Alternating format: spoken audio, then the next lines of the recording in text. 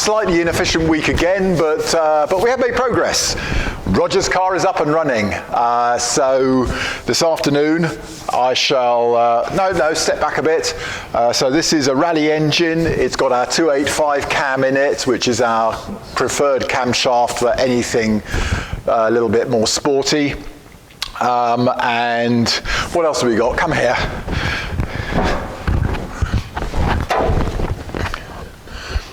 So to guarantee accurate torquing down of the cylinder head, we have cylinder head studs instead of the original Volvo bolts. Bolts are perfectly good on a standard engine, but on a high compression motor, I think I would prefer always to have studs in there to know you're accurately torquing them down.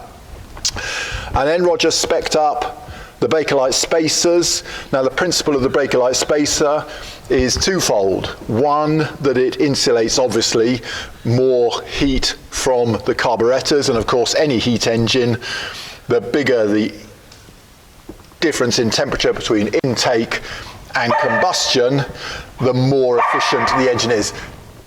Deke, quiet. There's Deke over there, by the way. He's trying to play with Zippy, but Zippy's not having any of it, I don't think. Right, yes, so twofold. One is to isolate it from the heat of the manifolds and therefore improving efficiency.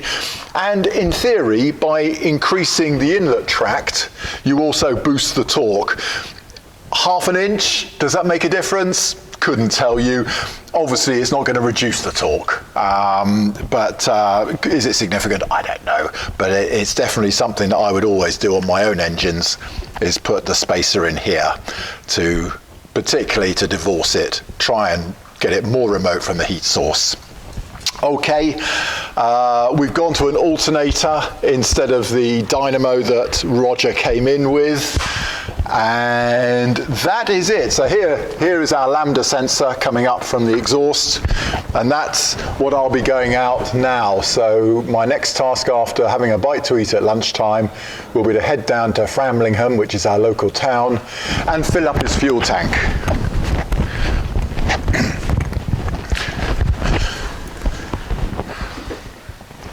So here we are, fuel tank, and my next task is, that yellow mark is the main tank 0, so that's when you have to switch over to this reserve outlet down here. So at the moment you can see our reserve is switched off, which goes via the facet pump. Our main tank is switched on, which is pulled by the mechanical pump. There's my 5 litre mark, and I'll go down to the fuel station and calibrate this all from there up to the top, which is about 80 litres here. So that's my next task. 80 litres, that's going to be well over 100 quid, isn't it now? Well over 100 pounds. And I'm not sure those pumps allow me to put any more than 100 pounds in. I might have to ask the lady about that. So, yeah, great news. Hopefully Roger will be able to take delivery of that next week. And then we have a P1800 coming in for a fresh engine to be built up. So that's that. What else happened? Well,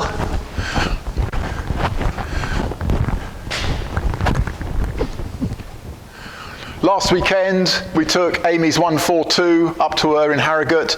They're booked out on the Berwick event. Now I think the Berwick event is kind of like the old-fashioned weekend events that we used to do when Emma and I started out, and that is a day of road rallying and tests, a night section followed by a short day on the Sunday, which is a fabulous way to do it because it means that those of us who love night rallying get a section in the dark.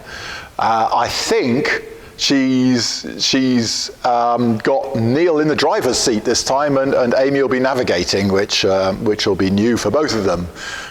Neil is, by his own admission, a front-wheel drive man, and we'll see how he gets on with that. So that's rather exciting. Hal's car, we think that's going today. In fact, it must be going today. I'm sure it's going today. And yep, that's all up and running. The brakes were done last week. That's old hat now. So Hal will take that back and start getting it really roadworthy, which will be pleasing for him. There we go.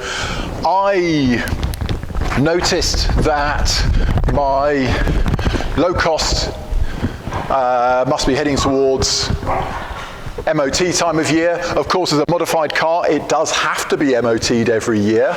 Same goes for the rally cars. I think there's possibly a misconception in the UK that because it's an historic car, it doesn't actually need to be MOT'd. That is only true for an unmodified car. If it is a modified vehicle, so a rally car or the Locost, it must have an MOT each year.